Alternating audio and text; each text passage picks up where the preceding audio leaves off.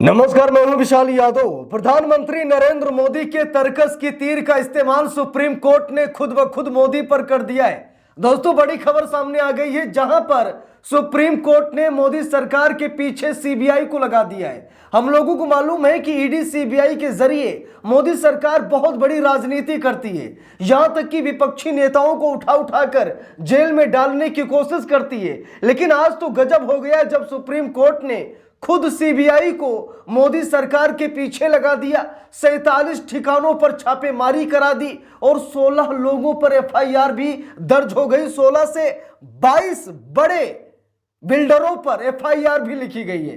खबर बड़ी, हम सभी लोगों को जरूर देखना चाहिए। हम सभी लोगों को मालूम है कि सरकार की नाक के नीचे भ्रष्टाचार चल रहा है, सरकार की नाक के नीचे लूट मची हुई है, लोकतंत्र तबाह हो रहा है, सब कुछ हमारे देश में बर्बाद हो रहा है। लेकिन संसद में वंदे मातरम पर चर्चा हो रही है और देश बर्बाद हो रहा है। इसी मामले को लेकर आज सुप्रीम कोर्ट ने सरकार का सारा नशा उतार दिया है और सरकार के पीछे सीबीआई को लगा दिया है। मामला भ्रष्टाचार घोटाले से जुड़ा हुआ है, जहां पर सरकार के इशारे पर, सरकार के नाक के नीचे सब कुछ चल रहा था। कई बार सरकार से शिकायत भी की गई, लेकिन सरकार ने कोई दिलचस्पी नहीं दिखाई, जिसके बाद सुप्रीम कोर्ट ने खुद सरकार के पीछे सीबीआई को लगा दिया और 22 ठिकानों पर नहीं बल्कि 47 ठिकानों पर सीबीआई ने रेड मारी और 22 बिल्डरों पर एफआईआर दर्ज हुई।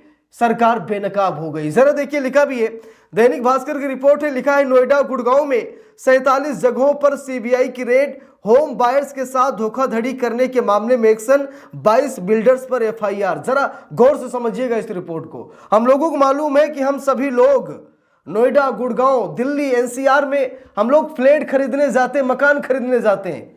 लेकिन आपको अगर ठग लिया जाए, अगर आप ठगी का शिकार हो जाए और आप थाने में चले जाए शिकायत करने के लिए, सरकार के पास चले जाए, सरकार ध्यान ना दे, तो आप कहां जाएंगे? सुप्रीम कोर्ट जाएंगे। वही हाल हुआ, होम बायर्स को ठगा गया, उनसे पैसा ले लिया गया, उनको घर नहीं दिया गया। घर दिया गया तो इतनी ईएमआई बढ़ा दी गई कि वो लोग परेशान हो गए। यानी कि होम बायर्स को ठगा गया, बिल्डरों ने ठगा। और बिल्डर किसको पैसा देते हैं? हम सभी लोगों को मालूम है कि बिल्डर किसको पैसा देते हैं। पैसा सरकार तक जाता है, इसीलिए सरकार ने कोई दिलचस्पी नहीं दिखाई। लेकिन सुप्रीम कोर्ट ने कहा हम ऐसा नहीं होने देंगे। सीबीआई को सुप्रीम कोर्ट ने आदेश दिया। सीबीआई ने 47 ठिकानों पर छापेमारी की, 22 बिल्डरों पर एफआईआर दर्ज हुई है। जरा देखिए, लिखा भी है, दिल्ली एनसीआर में हजारों होम बायर्स के साथ धोखाधड़ी करने वाले बिल्डर्स के खिलाफ सीबीआई ने बड़ा एक्शन लिया है। सुप्रीम कोर्ट के आदेश पर 22 एफआईआर दर्ज कर 47 ठिकानों पर छापेमारी की गई है। यह एक्शन सबवेंशन स्कीम घोटाले से जुड़ा है, जिसमें बिल्डर्स और वित्तीय संस्थानों ने मिलकर होम बायर्स को ठगा गया। सीबीआई ने बिल्डर और फाइनेंशियल संस्थानों के बीच मिलीभगत के मामले में कुल 22 केस दर्ज किए। दोस्तों, हम लोगों को मालूम है कुछ फाइनेंशियल संस्थाएं हैं, कुछ बैंक हैं, और बिल्डरों ने बैंक वालों से सेटिंग कर ली थी। कुछ प्राइवेट बैंक थे, कुछ सरकारी बैंक थे, यानी कि सब कुछ सरकार के नीचे हो रहा था। कहीं ऐसा नहीं कि बहुत बड़ा जालसाजी वाला काम हो रहा था, बस होम बायर्स को ठगा जा रहा था। कई बार सरकार से शिकायत की गई, लेकिन सरकार ने इस मामले में कोई दिलचस्पी नहीं दिखाई, जिसके बाद होम बायर्स हजारों की संख्या में ये सुप्रीम कोर्ट पहुंचते हैं, अपने दुख दर्द को व्यक्त करते हैं। और फिर सुप्रीम कोर्ट का क्या, मोदी की तर्कस की तीर यानी ईडी और सीबीआई, उसका इस्तेमाल सुप्रीम कोर्ट करता है और 47 ठिकानों पर रेड मारी जाती है, जहां पर बड़े बड़े बिल्डर जो होम बायर्स को ठक्कर बैठे थे, उन सभी पर मुकदमा दर्ज किया जाता है। जरा देखिए, लिखा भी है, इस संबंध में सीबीआई ने दिल्ली, गुरुग्राम, नोएडा, ग्रेटर नोएडा, गाजियाबाद स्थानों पर रेड कंडक्ट की। तलाशी के दौरान विभिन्न आपत्तिजनक दस्तावेज और कुछ डिजिटल इलेक्ट्रॉनिक साक्ष्य भी जब्त किए गए हैं। सुप्रीम कोर्ट ने अपने आदेश में कहा था कि बिल्डरों और कुछ फाइनेंशियल संस्थानों के अधिकारियों के बीच साठगांठ है, जिसकी वजह से होम बायर्स को जानबूझकर एक फर्जी और जालसाजी वाली सबवेंशन स्कीम के जरिए फंसाया गया। अप्रैल 2025 में सुप्रीम कोर्ट ने सीबीआई को 7 प्रिलिमिनरी इंक्वायरी शुरू करने को कहा था। सीबीआई ने 3 महीने के भीतर 6 प्रिलिमिनरी इंक्वायरी पूरी की और कोर्ट में स्टेटस रिपोर्ट सौंपी। इससे पहले सीबीआई ने बिल्डर से संबंधित दस्तावेज नोएडा, ग्रेटर नोएडा प्राधिकरण से लिए थे, जिसमें काफी खामियां मिली। इन्हीं साक्ष्यों के आधार पर सीबीआई ने तलाशी अभियान शुरू किया।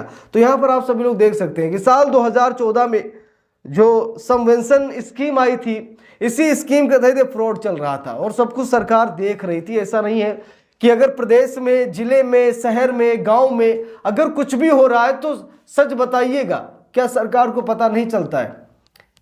लगातार होम बायर्स को ठगा जा रहा था, हजार होम बायर्स इसमें ठगे गए। उन्होंने पैसा दिया, घर नहीं मिला, नकली कागजात, यानी कि लूटा गया होम बायर्स को और सबवेंशन स्कीम के तहत लूटा गया, जिसके बाद सरकार से भी समस्या का समाधान मांगने की कोशिश की गई। होम बायर्स सरकार के पास भी गए और कहने लगे, थाने में गए, कहने लगे, लेकिन कोई सुनने वाला नहीं था। क्योंकि हम लोगों को मालूम है कि कहीं भ्रष्टाचार होता है ना, कहीं घोटाला होता है तो ऊपर तक पैसा जाता है। हो सकता है कि होम बायर्स कहीं पैसा दे रहे थे, इसीलिए होम बायर्स पर अभी तक कोई एक्शन नहीं हुआ। फिर जब सुप्रीम कोर्ट में मामला गया तो भाई अब सुप्रीम कोर्ट का आदेश है तो मानना पड़ेगा। अब ऐसा तो है नहीं कि मोदी जी सुप्रीम कोर्ट से बड़े हैं, संविधान से बड़े हैं, कानून से बड़े हैं। कानून के दायरे में मोदी जी भी आते हैं।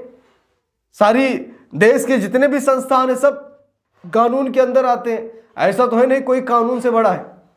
तो सुप्रीम कोर्ट ने कानून का ही इस्तेमाल किया। सुप्रीम कोर्ट ने सीधा सीबीआई को आदेश दिया कि जाइए और 47 ठिकानों पर रेड मारिए।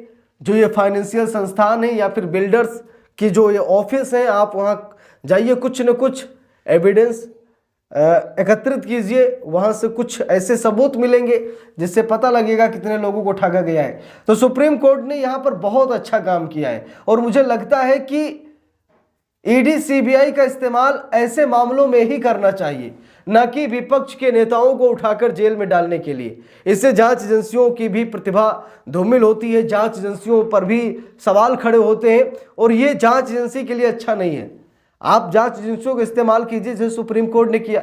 होम बायर्स को ठगा गया, सुप्रीम कोर्ट ने सीबीआई को लगा दिया, ईडी को लगा दिया, ठीक है, अच्छी बात है। जांच एजेंसियों का इस्तेमाल इसी में होना चाहिए। लेकिन आजकल जाइए, वो विपक्ष का नेता है, ज्यादा बोल रहा है, उसके घर में रेड मार दीजिए। ईडी सीबीआई जाती है, सबसे पहले उठाकर जेल में डाल देती है। आरोप सिद्ध नहीं हुआ, अपराध क्या किया है मालूम नहीं, सीधे उठाकर जेल में डाल दिया और इधर ईडी सीबीआई जांच कर रही है। अब जांच में पता लगा कि कुछ भी ऐसा नहीं है, बेवजह उसे साल 6 महीने जेल में रखा गया।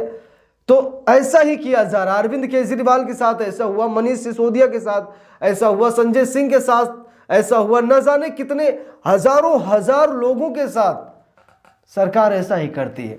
लेकिन आज सुप्रीम कोर्ट ने खुद ब खुद सरकार की तर्कस से तीर निकालकर सरकार पर ही चला दिया है। सुप्रीम कोर्ट के इस जजमेंट को, इस जज्बे को लाखों सलाम।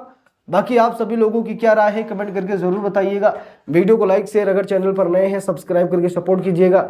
मिलते हैं दूसरी वीडियो में, तब तक के लिए बहुत बहुत धन्यवाद।